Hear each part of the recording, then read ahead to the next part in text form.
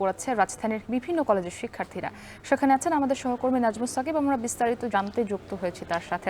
সাকিব, কিছুক্ষণ আগেও তো বিক্ষোভকারীরা সড়ক অবরোধ করেছিলেন শাহবাগে, এখন সেখানে কি অবস্থা দেখছেন? অবরোধ কি এখনো আছে কিনা, এবং যদি থাকে তাহলে এই কর্মসূচি তারা কতক্ষণ আসলে পালন করবেন? আপনি জানেন যে গত কিছুদিন যাবতীয় কিন্তু ধর্ষণের কর্মকাণ্ডের প্রতিবাদে এবং নারী নিপীড়নের প্রতিবাদে তারা কিন্তু মাঠে নেমেছেন। আজকে কিন্তু প্রায় 30টা কলেজের শিক্ষার্থী তারা কিন্তু শাহবাগে অবস্থান নিয়েছেন এবং সকাল 11:30টার পরপরই এই শিক্ষার্থীরা অবস্থান নিয়েছেন শাহবাগের জাদুঘরের সামনে। জানাতে চাই যে ঠিক ঘণ্টাখানেক আগে, অর্থাৎ 1:30 আগে, 1:15 দিকে তারা কিন্তু শাহবাগ অবরোধ করেছিলেন শিক্ষার্থীরা। প্রায় সব মিলে 20 থেকে 25 মিনিট তারা শাহবাগ অবরোধ করে রাখেন। তখন একেবারে শাহবাগ ধরে যেই 4 থেকে 6টি রাস্তা রয়েছে সবগুলো সড়ক কিন্তু একেবারে বন্ধ হয়ে পড়ে।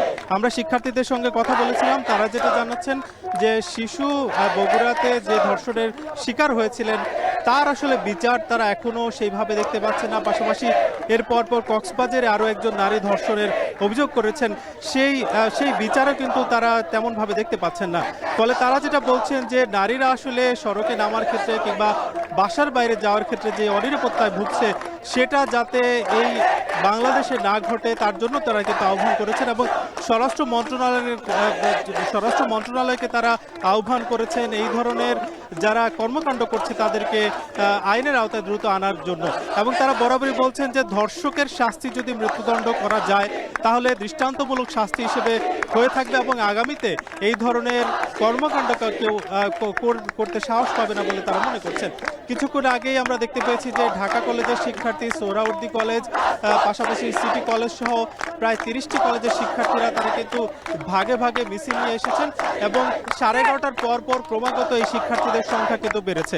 এখন পর্যন্ত বলাই যায় প্রায় কয়েকশো শিক্ষার্থী তারা কিন্তু এই যে জাদুঘরের সামনে অবস্থান নিয়েছেন। শিক্ষার্থীরা অনেকে জাদুঘরের সামনে বসে বসে স্লোগান দিচ্ছেন, কেউ দাঁড়িয়ে স্লোগান দিচ্ছেন।